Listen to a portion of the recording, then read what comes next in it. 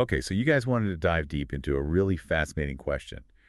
Uh, will transracialism end racism?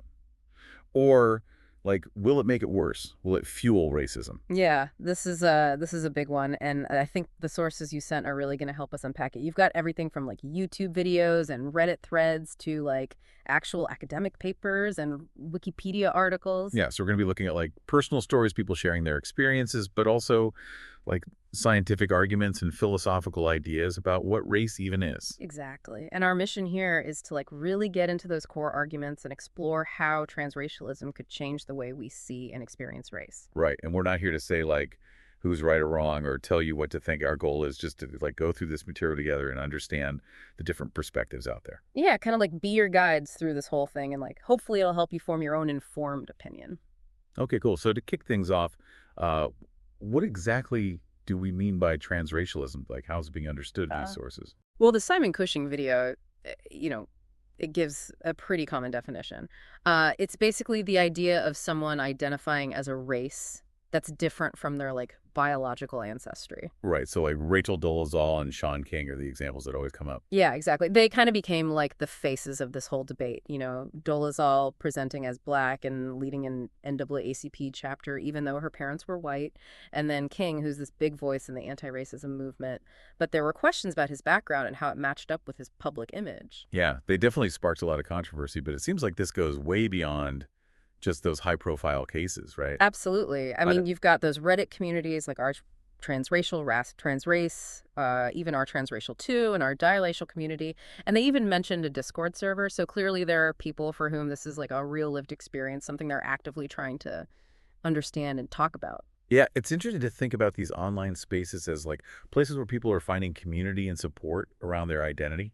Totally. And then you see the whole thing spilling over onto TikTok with hashtags like hashtag race, hashtag skin color, hashtag hair, hashtag culture, hashtag discrimination. Like it shows that this conversation about race being fluid is happening on a much wider scale, especially among younger people. And don't forget that academic questionnaire someone mentioned in one of the Reddit threads. Like, even researchers are curious about this stuff. Oh, yeah, for sure. It's like this whole world of transracial communities and experiences that's being studied and debated. Okay, so we've got public reactions, online spaces, research, even social media trends, all pointing to this being a big deal. So let's dig into the arguments for transracialism. Like, what are the reasons people believe it's possible or even valid? Well, one of the main arguments you see, and this comes up in that Simon Cushing video, and it's explicitly discussed in the Rogers Brubaker paper, is the analogy with transgenderism. Like, if we accept transgender people, why not transracial people? Right, it's that if Jenner then dull is all Yeah. idea. Exactly. The thinking is if society is cool with people identifying as a gender that's different from their sex assigned at birth, especially since we generally understand gender as a social construct, then why wouldn't the same apply to race, which is also largely seen as a social construct rather than a biological fact? Right. It's like asking, where do we draw the line if we've toward recognizing this internal sense of gender and we know race isn't purely biological? Yeah, and then that free do video goes even further. They're saying race is totally made up. It's a social construct with no basis in biology, so we should just get rid of these fixed racial categories completely. So they're basically saying if it's all socially constructed, then we should have the freedom to define ourselves however we want. Right. It's all about individual self-determination, like Okay. breaking free from these categories that society imposes on us. And then there's that argument that comes up a few times that opposing transracialism is kind of like how people used to oppose transgenderism, like denying people's lived experiences and questioning their sense of identity. Yeah, exactly. If we've come to accept self-identification when it comes to gender, then shouldn't we be consistent and apply that same logic to racial identity? Right? It's about recognizing people's internal sense of self regardless of these external categories. And Brubaker's paper adds some really interesting nuance here. He talks about this idea of the trans of migration, like people moving from one racial category to another, which has happened historically with things like racial passing. And then there's a trans between, right? Yeah, which covers all these different experiences like racial oscillation, Mm. multiracial identities, even this gradual betweenness that you see more and more with things like genetic ancestry tests and those changing demographics that people call the new face of America. I like that idea of race as a performance. Like, it shows how much our understanding of race is tied to how we present ourselves and how society perceives us. Yeah, and the article from philarchive.org takes this even further, saying, look, We accept people transitioning to another sex even without those fundamental biological changes. So why couldn't we have a similar social acceptance for race? And then they bring up Sally Haslanger's work on race. Yeah, Haslinger basically says race isn't really about biology. It's more about how society categorizes and treats groups of people based on their perceived ancestry.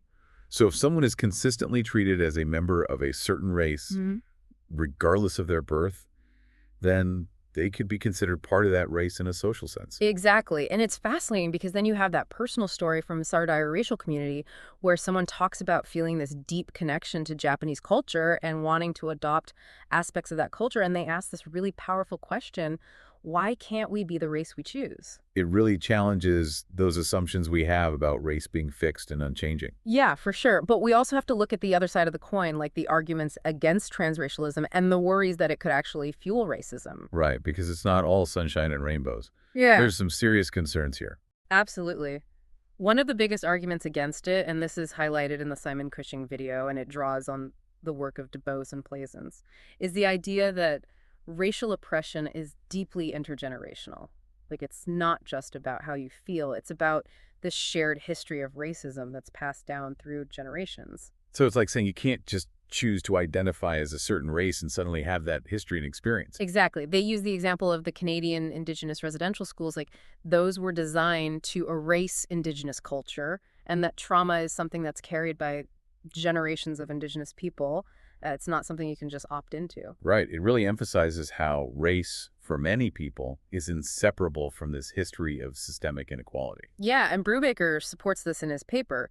He points out that in our society, racial identity is seen as much more tied to the body and ancestry than gender is. Like, gender is increasingly seen as this internal thing, but race is still largely viewed as rooted in physical appearance and lineage. Exactly, and this leads to that really sensitive issue of privilege. Because there's a worry that especially white to black transracialism could be seen as exercising white privilege.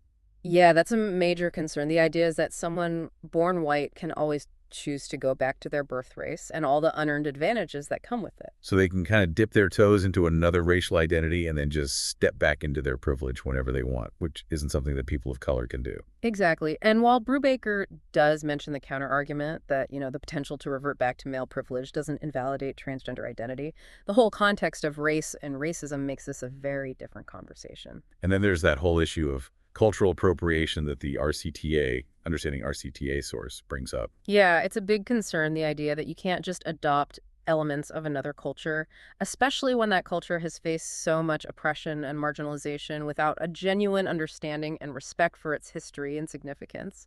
Right. It's not just about individual expression. It's about the potential harm that can be caused by appropriating from cultures that are still fighting for recognition and justice. Exactly. And some people argue that this desire to change your race is actually a symptom of deeper problems in society, like systemic racism and colorism, where lighter skin tones are often seen as more desirable. And that For Free Doom video actually calls out Ollie London as a negative example. Yeah, London's whole thing about trying to look Korean is widely seen as just attention-seeking and reinforcing stereotypes.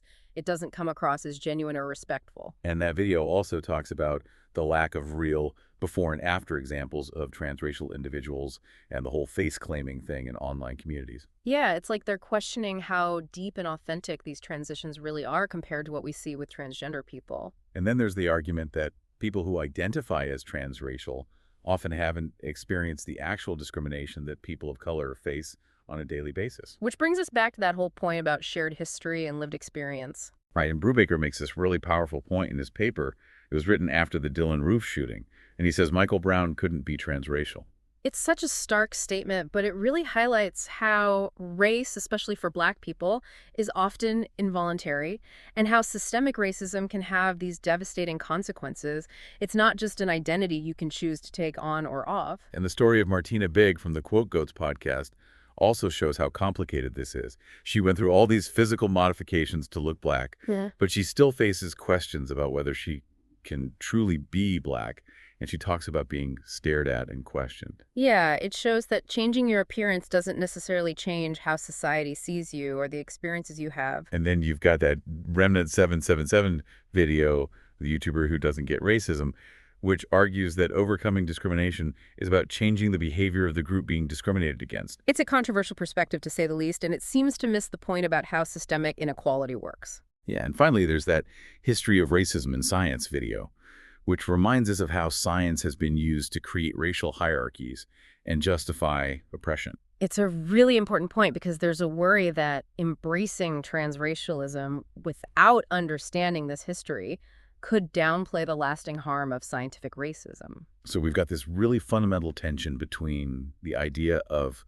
fluid identity and the reality of racial categorization and the impact of racism. Right. And to really understand this issue, we have to look at the whole picture, both the arguments for and against transracialism, and consider all these different viewpoints. Okay, so let's talk about this whole biology versus social construction of race thing, because it seems like that's at the heart of a lot of these arguments. Yeah, and the Simon Cushing video and the Philosopher of Science video and that Wikipedia article on race, human categorization, they all emphasize that race, as we understand it socially, is mainly a social construct, not a biological reality. So you're saying those racial categories we use aren't based on real biological differences? Right, like you can look at cladistic data and see genetic clusters within the human population, but those clusters don't match up neatly with the social categories of race that we've created. And the Wikipedia article mentions that the modern concept of race emerged during the age of European exploration and conquest. Yeah, it was all tied up with ideas of social hierarchy and classifying people. So it's kind of like money, right? Money isn't inherently valuable. It's valuable because we all agree that it is. Exactly, and race is similar. It's not rooted in fundamental biological differences, but it has this huge impact on our lives because of the social meanings we've attached to it. That's a great analogy, and that Wikipedia article also makes this point about forensic scientists assigning a race to a skeleton. Yeah, and they're not actually revealing some biological truth about race. They're basically predicting how that person would have been categorized in life based on their appearance. So it's all about social perception, not biological reality. Right, and this brings us back to the whole comparison with transgenderism. Because there's this idea that gender is socially constructed while sex is biological. Yeah, and you see that distinction being used a lot to argue that transracialism is different from transgenderism. But then you have that transracial identity and the effect on the life circumstances study that mentions people who identify as transracial undergoing body modifications to align their appearance with their chosen ethnicity. Yeah, like changing their hair makeup, clothing style, even things like nose or cheek surgery in some cases. So they're actively trying to embody their racial identity in a physical way. Exactly. And for some people, that physical alignment is a really important part of their self-identification. Wow, this is a lot to unpack. We've looked at arguments that support transracialism, seeing it as a natural extension of fluid identity and the social construction of race. But then there are those really compelling counterarguments that focus on the lived experience of racism, the weight of history, the importance of ancestry, the dangers of cultural appropriation, and the potential to reinforce existing power structures. It's a complex issue with no easy answers. Yeah, and the real challenge lies in finding a way to navigate this tension between the idea of fluid identity and the very real impact of racial categorization and racism. Right, and I think the key takeaway here is that there are many different perspectives on this issue, and we need to be open to understanding all of them. Exactly, and to think critically about the arguments both for and against transracialism and how they relate to the broader context of race and racism. So here's a final thought for you guys to consider as you go out into the world and continue thinking about this stuff. If race is largely a social construct, then what would happen if the boundaries of race became more fluid? Like, how would that affect individual identity and the way our society is structured? And how would that fluidity interact with the history and the ongoing reality of racism? It's a lot to think about. Yeah, it's a huge question, and there's no easy answer. But I think it's a conversation worth having. Thanks for joining us for this deep dive. Thanks, everyone.